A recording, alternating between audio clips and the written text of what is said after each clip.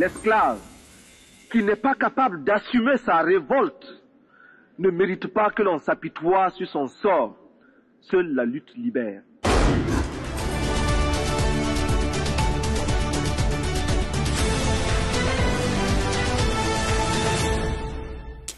Bonsoir ou bonjour, selon le lieu où vous êtes.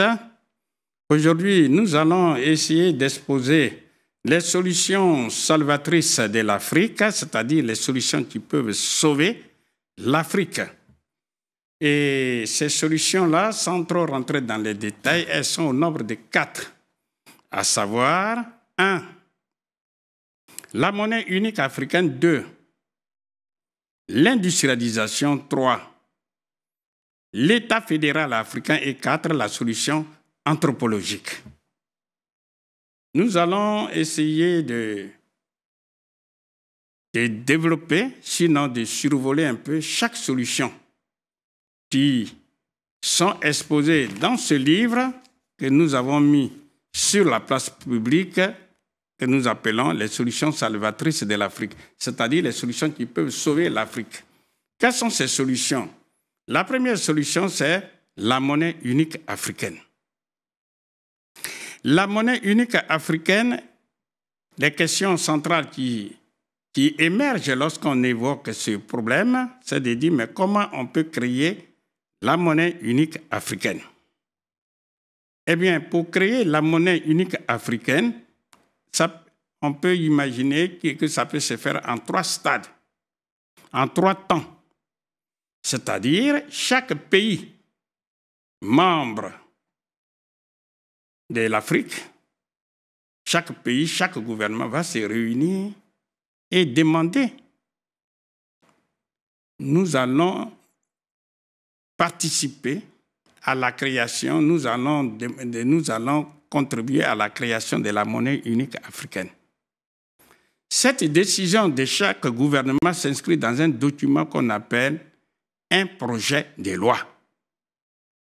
Ce projet de loi, deuxième temps, est déposé au bureau de l'Assemblée nationale pour que les représentants du peuple puissent donner leur avis. Est-ce que oui ou non, vous êtes d'accord pour contribuer à la création de la monnaie unique?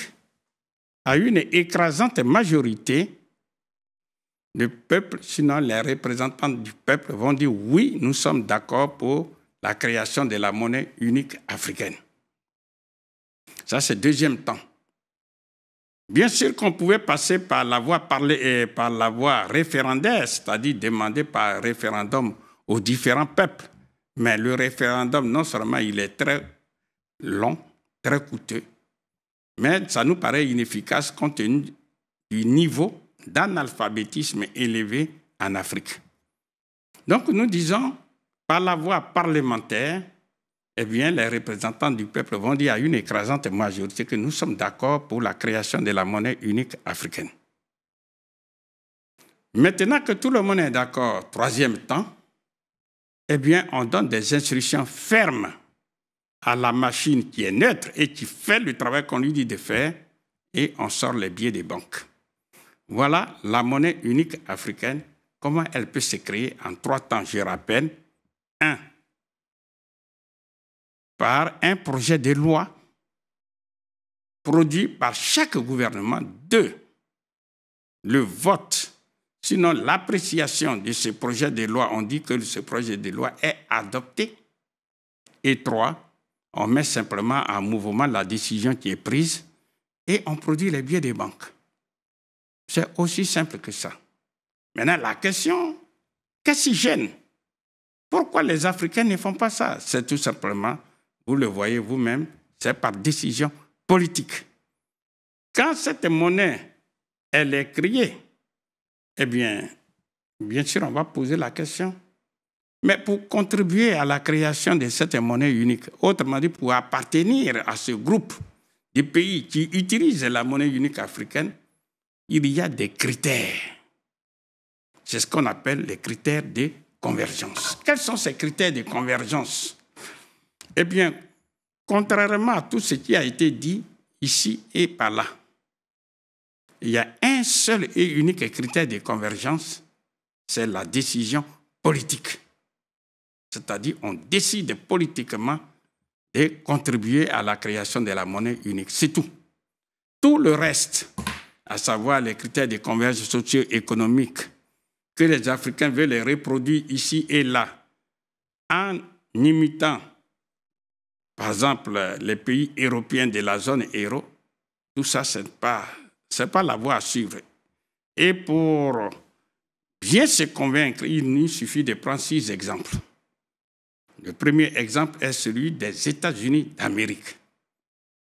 Le dollar américain a été créé par décision politique par 13 colonies anglaises qui, quand elles ont pris leur indépendance politique vis-à-vis de l'Angleterre, ont décidé politiquement de battre leur monnaie unique qu'on appelle le dollar américain. Parce qu'aux États-Unis d'Amérique, il y avait plusieurs colonies et il y avait plusieurs monnaies. Eh bien, dès que cette monnaie unique a été créée, tous les autres États qui ont rejoint la fédération ont utilisé et continuent d'utiliser le dollar américain comme étant la monnaie unique américaine. Aujourd'hui, au moment où nous parlons, ils sont 50 États américains. Ils utilisent tous le dollar américain et ça ne pose aucun problème. Bien au contraire, l'Amérique utilise le dollar américain pour pouvoir s'imposer au reste du monde. Le deuxième exemple illustratif, c'est celui du dollar canadien. Au Canada, il y a 10 pays qu'on appelle 10 provinces. Par décision politique, les parlementaires canadiens ont dit le dollar canadien est notre monnaie unique. Et ça marche très bien. C'est avec cette monnaie unique qu'on appelle le dollar canadien que le Canada se développe harmonieusement. Troisième exemple, c'est celui de la Chine. La Chine, avant 1949, mourait de faim, alors que cette Chine était peuplée de moins de 500 millions de personnes. Chine gérée par les gens comme les Chiang Kai-shek qui étaient soutenus par les États-Unis d'Amérique. Quand Mao Tse-tung et ses amis ont pris le pouvoir d'État, eh bien, ils ont mis en place une seule monnaie qu'on appelle le yuan ou bien le renminbi. Cette monnaie gérée par la Banque centrale chinoise qui appartient à l'État chinois. Et c'est cette monnaie unique qui est utilisée par les dirigeants chinois. Ils ont mis tous les Chinois au travail. Aujourd'hui où nous parlons, la Chine officiellement est peuplée de 1,4 milliard de personnes, mais dans la réalité, par 1,5 milliard de personnes, mais qui est assis sur le toit du monde? C'est bien la Chine. C'est la Chine qui finance l'Union européenne. C'est la Chine qui finance les États-Unis d'Amérique. C'est la Chine qui finance le monde entier. Pourquoi? C'est avec la monnaie unique chinoise que les Chinois sont mis au travail. C'est pour dire que les Africains, s'ils veulent vraiment sortir de l'ornière socio-économique, peuvent bien imiter la Chine et par décision politique créer une monnaie unique africaine. Ça permettra à l'Afrique d'être rapidement un géant sur lequel toute l'humanité peut compter. Après ce troisième exemple, il y a le cas de la Suisse. La Suisse, il y avait 860 monnaies différentes. Je reprends. Et les uns les autres peuvent vérifier au moment où je parle. Il y avait en Suisse 860 monnaies différentes. Et en Suisse, il y a 26 pays différents qu'on appelle 26 cantons. Eh bien, à un moment donné, les 26 pays, pour ne pas dire les 26 cantons, ont décidé, à travers le Parlement fédéral, de mettre fin à ces à cette pagaille monétaire et en lieu et place, ils ont mis le franc suisse, qui est la monnaie unique de la Suisse, gérée avec une rigueur inflexible, au point que n'importe qui dans le monde qui veut cacher son économie, en lieu sûr, va cacher cette économie, cette épargne en Suisse. Et ça marche très bien. Ça, c'est le 4e exemple. Le 5e exemple, alors, avant d'aller, il n'y a pas eu de critères de convergence socio-économique, contrairement à ce que les économistes africains sont en train de répéter matin et soir. Le 5e exemple, c'est le rouble russe. Quand l'Union des républiques socialistes soviétiques a été démantelée en 1991 par les Occidentaux, eh bien, 22 pays sont restés ensemble.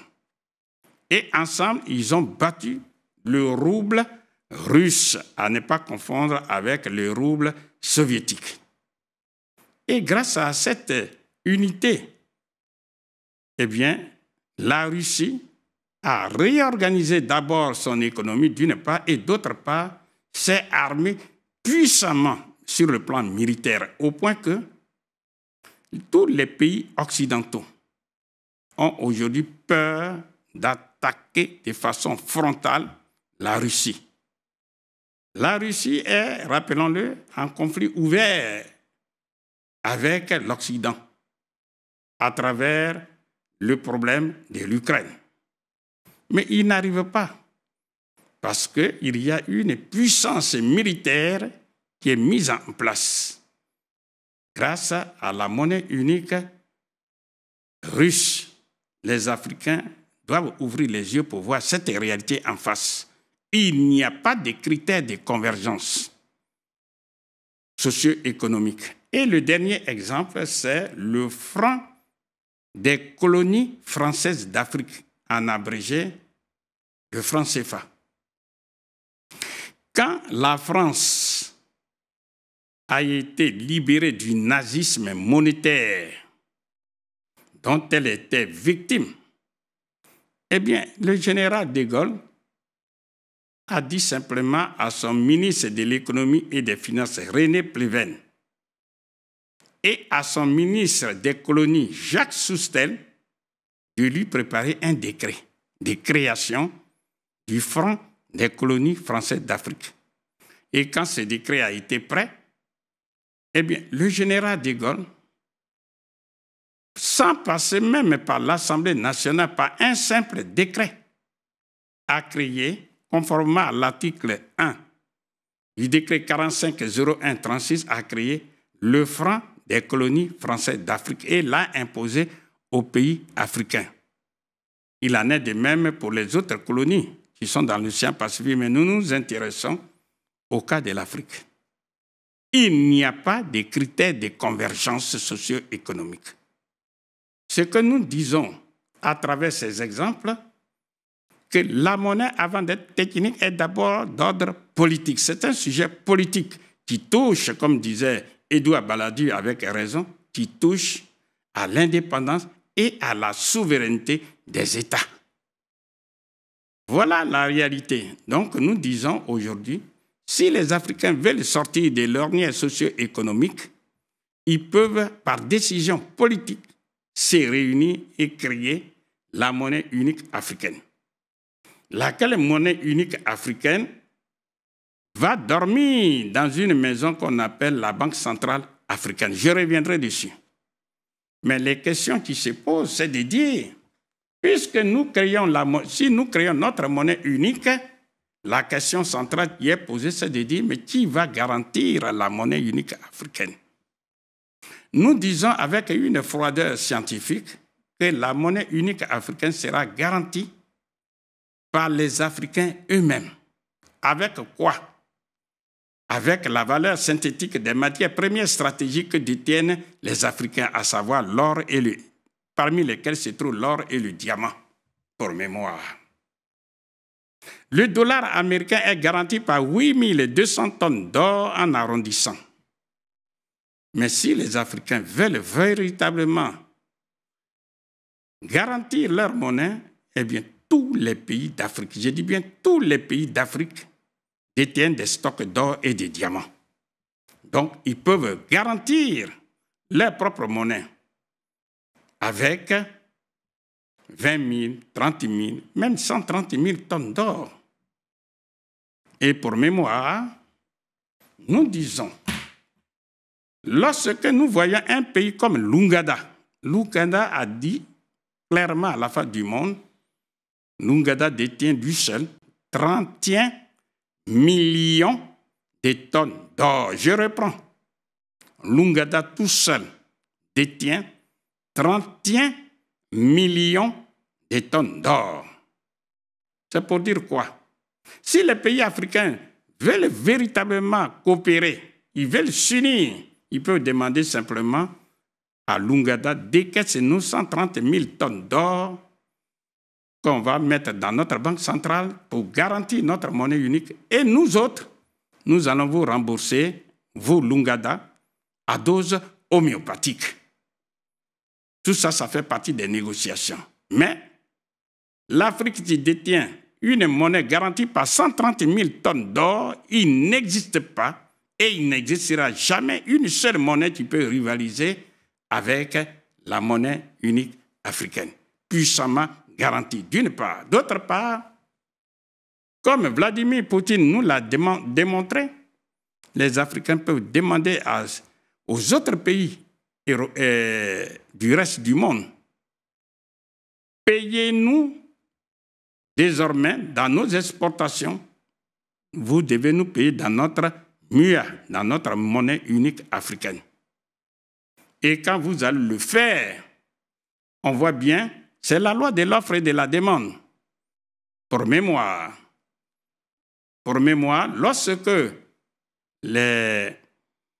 lorsque la Russie a été attaquée violemment et le rouble a commencé à trembler, eh bien, Vladimir Poutine a dit, désormais, vous nous payez, vous les Occidentaux, vous payez notre gaz ni en dollars, ni en roubles, non, ni en euros, mais vous nous payez dans notre monnaie propre qui est le rouble.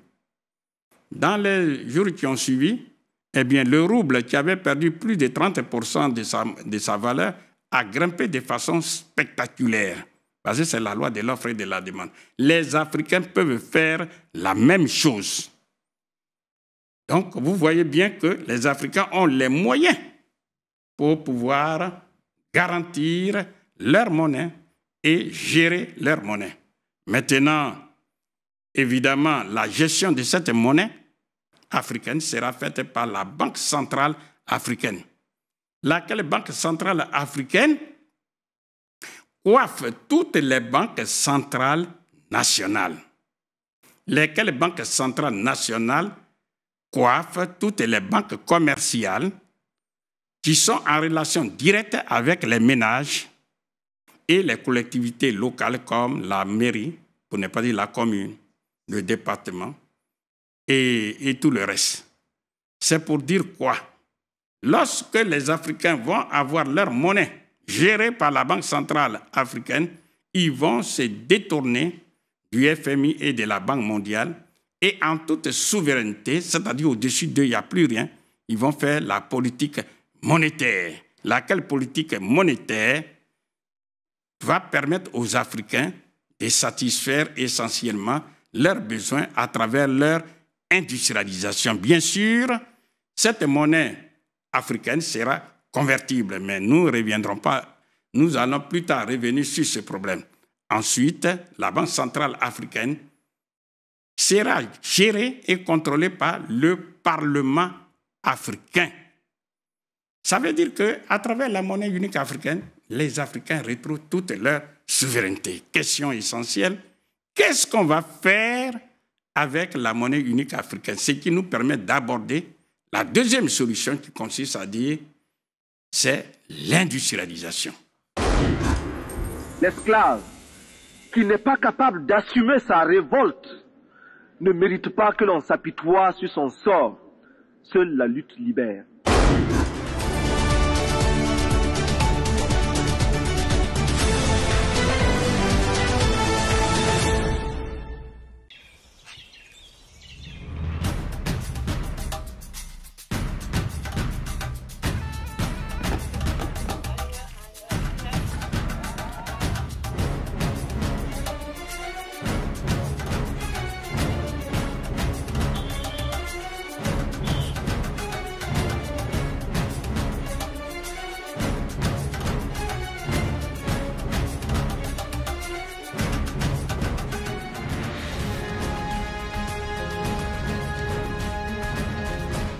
NCA, la nouvelle chaîne africaine.